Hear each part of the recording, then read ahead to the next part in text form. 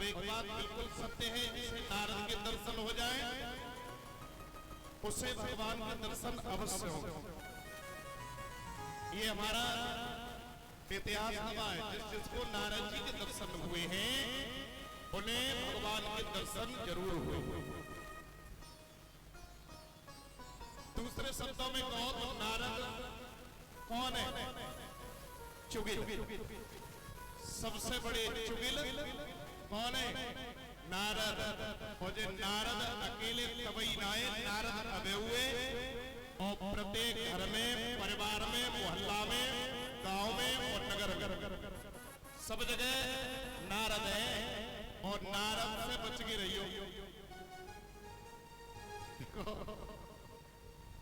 नारद नारद होते, उन्हें केवल अपने से मतलब है, अपने स्वार्थ से मतलब है, दुनिया से कोई मतलब नहीं है। और उनको सीजन अब आ रहा है, अगली साल होगी फरवरी मार्च, तब उनको सीजन बहुत बढ़िया होगा। क्यों होगा? क्योंकि तभी चुनाव होगा और तभी नारद फल फूल रहे हो हैं। और जहाँ उनको बीड़ा बजे समझ लियो, नौरंगी कौन सी सतरंगी 70-75 रुपया तो इंतजाम में लागी। उन नारद में बहुत फर्क है। इन नारद के मिलने से भगवान ना मिलेंगे, इनके मिलने से भगवान 100 कदम और भाग जाएंगे। अगर तुम रिश्ता में होंगे तो इन नारद से भगवान भाग जाएंगे और उन नारद से भगवान मिल जाते थे। फर्क इतना काम एक ही है, क्योंकि उनकी उन नारद की बात ये थी। देखो नारद वो है जो कुछ भी कर सकते। एक बार नारद के जीवन की घटना बताऊं। महाराज राम ने अश्वमेध यज्ञ किया, घोड़ा छोड़ दिया। शत्रुघ्न, लवकुश और हनुमान जी उसके रक्षक बन के चले। अब नारद ने सोची कि भगवान राम को घोड़ा है, शत्रुघ्न को बड़ा अभिमान है कि वो किसी से हारेंगे ही नहीं। तो नारद ने बीड़ा बजाओ और रास्ते में जहां से घोड़ा गुजरने वाला उससे 4-5 किलोमीटर आगे एक राजा है, का नाम है पीरमणि। ये पीरमणि महाराज भगवान भोले बाबा के बड़े भक्त हैं। बड़े यही समझिए भोले बाबा की साक्षात कृपा इनके ऊपर है। भोले बाबा ने साक्षात बोला है कि जब जरूरत होगी तो मैं युद्ध करने के लिए आ जाऊंगा। अब भैया पीरमणि से जाकर नारद ने पूरी बात कही। महाराज आपके राज्य से होकर के अश्व गुजर रहा है और उनका कहना है कि अगर इस घोड़ा को किसी ने छू तक लिया तो यहाँ रहेगा ही नहीं, जिंदा नहीं रहेगा। और आप खुली चुनौती दी है, बताओ।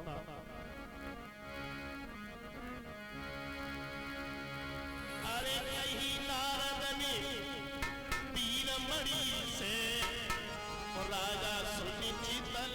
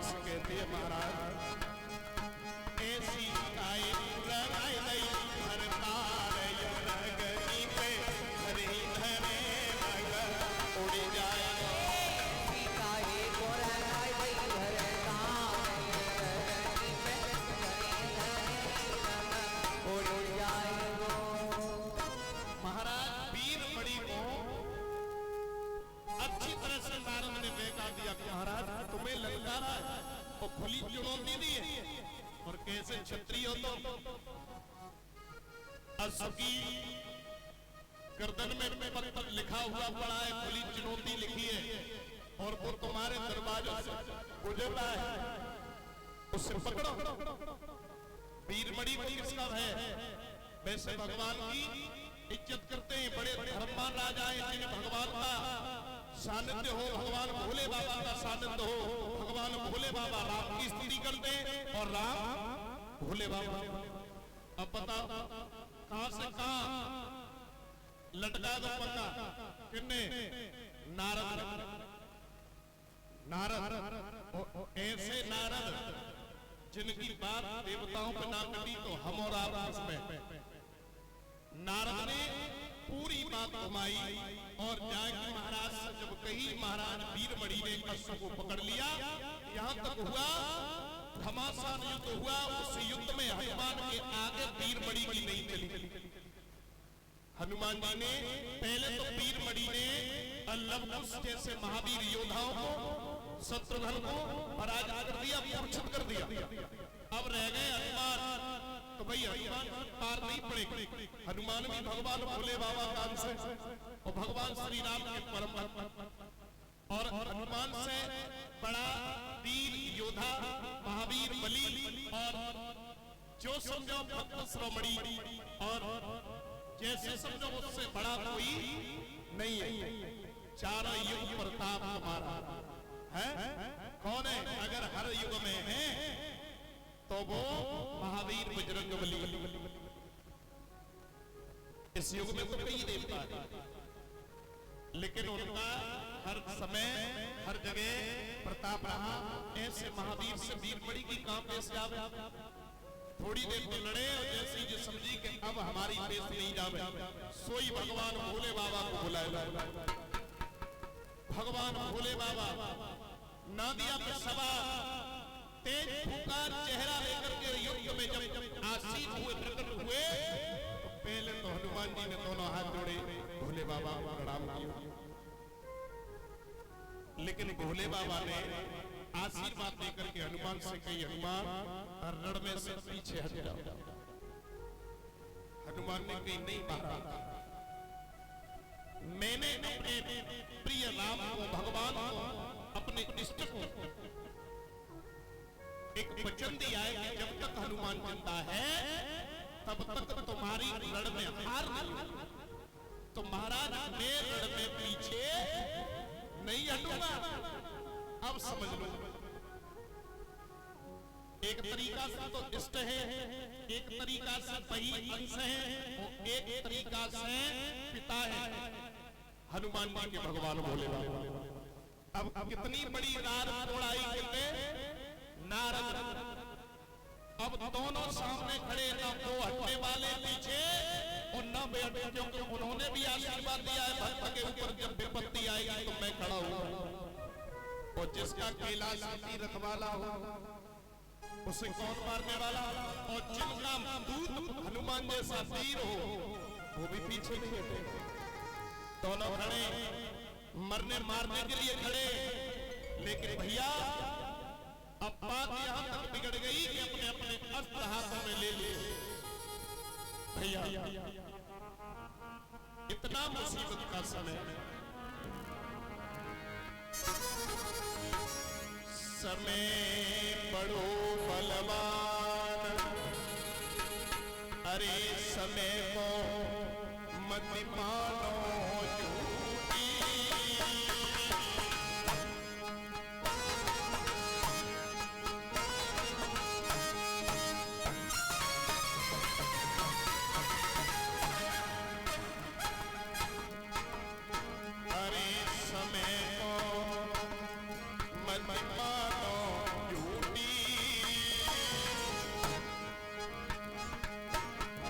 और पियर जो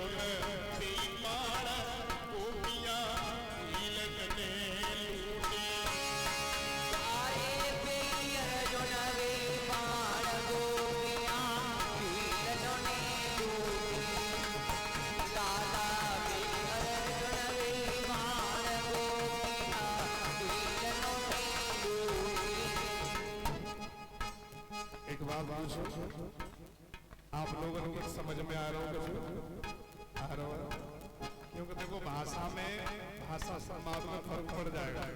1-2 घंटा में सबके समझ में, वैसे मैं कोशिश करूंगा कि आपकी समझ में आप और देखो एक बड़ी अच्छी बात कहूं, हम सब लोग आपस में बैठ करके हंसी हंसी में भगवान की कथा सीखेंगे। क्यों? क्योंकि एक विद्वान ने कहा है, पार्षद नाम के विद्वान हैं, उन्होंने ये कहा है कि हंसी हंसी में सिखाना सबसे अच्छी बात है। और भैया मैंने एक नहीं 3 टीचर के कोर्स किए, तो मुझे ट्रेनिंग भी यही दी गई है। तो मेरा मतलब है कि मैं खुद भी हंस के सिखाऊं और आपको हंस के ही सिखाना, मतलब सुनना है?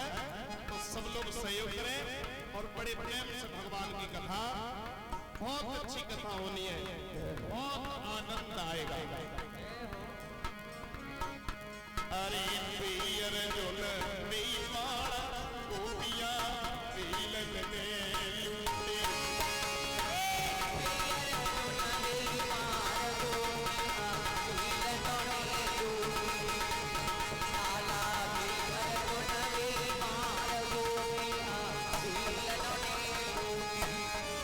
समय बड़ा बलवान है, समय से किसी की पेश नहीं गई और समय किसी का इंतजार नहीं करता, कभी नहीं करता।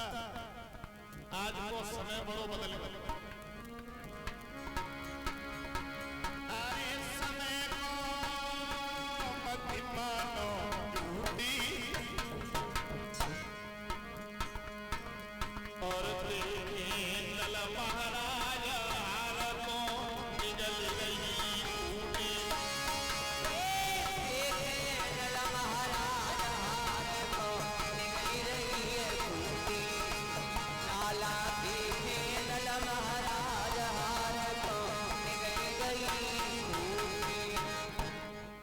नल की नजर पड़ी, नल देख रहे हैं कि हार फूटी की समारा है, समझ गए यहाँ भी चैन नहीं है।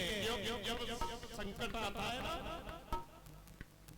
तो गली में पड़ी हुई कुंडी भी पत्थर बन जाता है।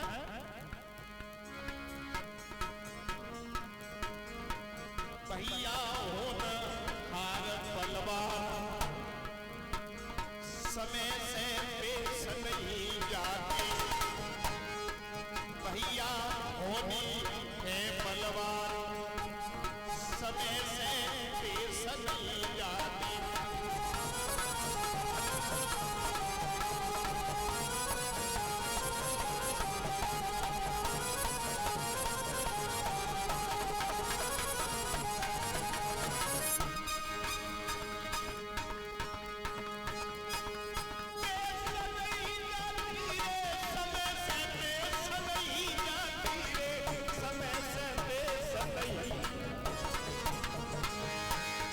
भैया होनी है बलवान, समय से पेश नहीं जाती।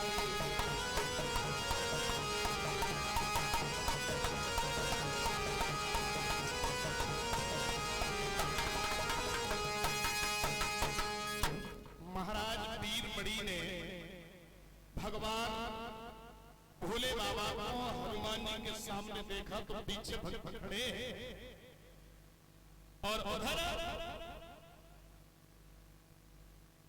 हनुमान ने खुले शब्दों में कह दिया, महाराज पहले आप मेरा वध कर देंगे, उसके बाद भगवान श्री राम की सेना को पीछे हटा पाएंगे। और जब तक हनुमान जिंदा है तब तक सरल नहीं है। और होते भगवान भोले बाबा ने अपना त्रिशूल तैयार, अब समझ लो नारद की कला है। उनको त्रिशूल तैयार और बोल तैयार खड़े, महाराज तैयार खड़ा हो, आप मुझे मार दीजिए। और वरदान भी भोले बाबा ने दो कि हनुमान तुम्हारे ऊपर मेरा शस्त्र कोई घातक नहीं बनेगा। सब देवताओं ने दे वरदान। जब इंद्र ने वज्राघात किया। कब? जब हनुमान जी ने सूर को फल समझ के निगल लिया, उस समय। तो समझो, पार्वती मैया ने ये देखा कि मेरा पुत्र और मेरे पति आपस में लड़ रहे हैं। उधर अंजना मैया दूर से खड़ी देख रही है कि आज मेरा बेटा नहीं बचेगा। और ये बिल्कुल सही है। जब त्रिलोकी भगवान भोले बाबा युद्ध में खड़े हनुमान के सामने, तो हनुमान ना अस्त्र उठाएंगे ना युद्ध करेंगे, और भोले बाबा अपने बचन से पीछे नहीं हटेंगे। समस्या बड़ी। अब इस समस्या का समाधान कोई नहीं है। पार्वती ने भगवान को रोक दिया, रुक जाओ। हनुमान से कही, हनुमान ये बताइए कोई तेरे पास उपाय है? तो हनुमान ने कही, मैया एक ही उपाय है। क्या उपाय है? मैया एक उपाय ये है कि अब तो मुझे राम काज में मर जाना ही अच्छा है। मैं मर जाऊंगा, मेरा वचन भी भंग नहीं होगा, और मेरी खातिर मेरे इष्ट भोले बाबा का भी वचन भंग। तो भोले बाबा मुझे कृपा करके आप अपने हाथों से मार दीजिए। अब भोले बाबा खड़े तैयार, कैसे मार? तो आंखों में आंसू भरे और पार्वती गई रोए, नारद से समझाई कि वो ऐसे कई समझा। पार्वती ने नारद को समझाओ, दया तुमने ये इतना झंझट फैलाया है तो इसकी काट होगी। और नारद कभी बिना मतलब के रार नहीं बढ़ाते, कोई ना कोई उसमें उनकी लीला है, अर्थ है। तो नारद जी से कही, बताओ क्या कारण है, क्यों ऐसा झंझट फैलाया?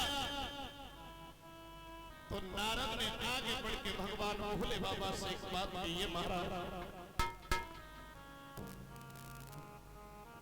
मेरा मतलब है कि वीर मणि को भी घमंड हो गया है कि मैं भगवान भोले बाबा के संरक्षण करूं। तो अब इस पूरी युक्ति, पूरे झंझट से वीर मणि ही निकाल सकते हैं, क्योंकि भोले बाबा वचन भंग नहीं करेंगे और हनुमान पीछे नहीं हटेंगे। और राम काज में तो हनुमान वैसे पीछे ना हटेंगे, वैसे हट भी जाए। जहाँ राम का काज होगा तो हनुमान पीछे नहीं हटेंगे। तो नारद ने वीर मणि से एक बात कही है, महाराज वीर मणि आप देख रहे हैं, वीर मणि ने भी देखा है। तो वीर मणि की आंखों में आंसू आ गए कि मेरे कारण भगवान भक्त से लड़ रहे हैं, पिता पुत्र से लड़ रहा है। तो वीर मणि भी मौके की तलाश में। नारद ने कही, ऐसा करो, एक ही कारण, एक ही उपाय है। वो उपाय है कि वीर मणि भगवान भोले बाबा को अपने वचन से मुक्त कर दें। मेन कारण तो नारद का यही है कि भोले बाबा को वचन से अलग करना है, क्योंकि जब देखो तब वीर मणि ने वचन वो एकदम से स्मरण किया, भोले बाबा खड़े हो गए। अब वीर मणि गायब, और जब तक वीर मणि जगेंगे नहीं तब तक भगवान श्री राम का यज्ञ पूरा होगा। तो नारद का जब काम होता है वहां अच्छा होता है। अब ये प्रसंग है हनुमान और भोले बाबा की जंग। बहुत बढ़िया प्रसंग, बहुत अच्छी कथा है भैया। अब नारद ने वीर मणि से कही, तो महाराज अब भी नहीं मानोगे? वीर मणि ने हाथ जोड़ लिए, महाराज भगवान भोले बाबा के चरणों में गिर गए, कहने लगे, महाराज आज से मैं तुम्हें अपनी वचन से मुक्त करता हूं। वचन से मुक्त हो गए भगवान भोले बाबा।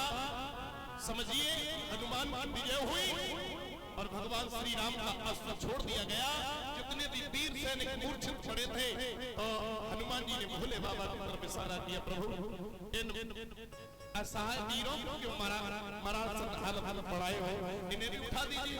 तो भगवान भोले बाबा ने नारद की तरफ देखी, नारद जब सब तुमने किया है, तुमने ही फंसाया और तुमने ही निकाला, तो इन्हें सही करो, तुमने ही तो फंसाओ और तुमने ही निकाल भी दिया, मुझे मुक्त किया और इस पूरे झंझट को खत्म किया। तुम्हारा जैसा करो, आप भी इन्हें भी निकालो, उठा। तो नारद ने अपने योग शक्ति से उन सभी सैनिकों को मुक्त किया। तो नारद है, उन नारद में, इन नारद में बहुत अंतर है। सब लोग मिलकर के बाबा का एक भजन बोलो, बड़ी अच्छी कथा है। और वो बाबा का भजन है जो हम सब लोग मिलकर बोलेंगे।